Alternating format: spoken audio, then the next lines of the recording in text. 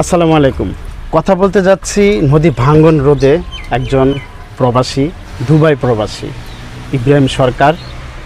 প্রায় সময় ওনার সাথে নদী ভাঙ্গন রোধে রাধানগর সামাজিক পারিপার্শ্বিক অনেক বিষয়, জানা অজানা বিষয় নিয়ে কথাবার্তা হয়।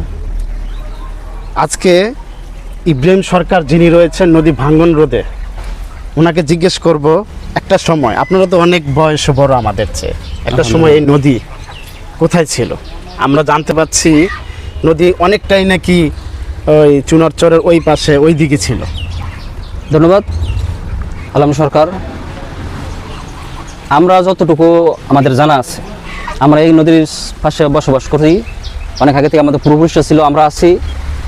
আমার জানা মতে নদী ছিল, এখন যে নদীর ওই পাড়টা দেখা যাইতেছে, আপনি একটু জুম করে দেখান। এই যে নদীর পাড় দেখা যাচ্ছে, ওই পাড়ই ছিল আমাদের পাড়। পুরো নদীটাই এখন জমি হয়ে গেছে, সর্বশেষ গেছে। আর নদীটা এখন এসে গেছে আমাদের জমির মধ্যে, জমি নিয়ে বাড়িতে বসত বাড়িতে এসে গেছে। এ দুঃখ বলার মতো না। আমরা যারা প্রবাসে থাকি, আমরা যখন শুনি আমাদের প্রতিবেশী, আমাদের গ্রামের মানুষ খুব কষ্টে আছে, নদী ভাঙ্গন রোধে আছে, আমরা খুব কষ্ট পাই। এখন সরাসরি এসে আমরা দেখতেছি, এখন যেহেতু জনগণের সরকার আসছে, জনগণের সরকার প্রতিষ্ঠিত হয়েছে, আমরা শুনছি মোটামুটি একটা কিছু হইতেছে, আলহামদুলিল্লাহ। তো আশা করি ইনশাল্লাহ আমাদের দেশের মানুষ, গ্রামের মানুষ উপকৃত হবে, আমরা এই আশা রাখি। আর আপনারা দেখতেছেন, এটা পরিকল্পনার মধ্যে ছিল না যে তিতাস নদী ভেঙে যাবে, এটা আমাদের পরিকল্পনার মধ্যে ছিল না।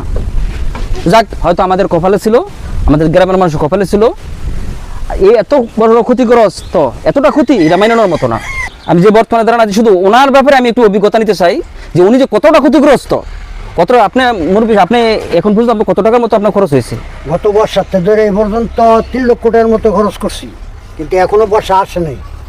তা আপনারা এখন মুরব্বীর মুখে শুনতে পারতেছেন, আমার যারা দেশের যারা আমাদের মুরব্বী আছেন, দেশের যারা নেতা আছেন, আমাদের মন্ত্রী মহোদয় আছেন, আশা করি আপনাদের কাছে এই খবরটা পৌঁছে যাবে। শুধু একটা পরিবারও যদি 3 লক্ষ টাকার উপরে ক্ষতিগ্রস্ত হয়, ওনার সয় সম্বল সব উনি এই নদীর কাছে বিলিয়ে দিয়েছেন।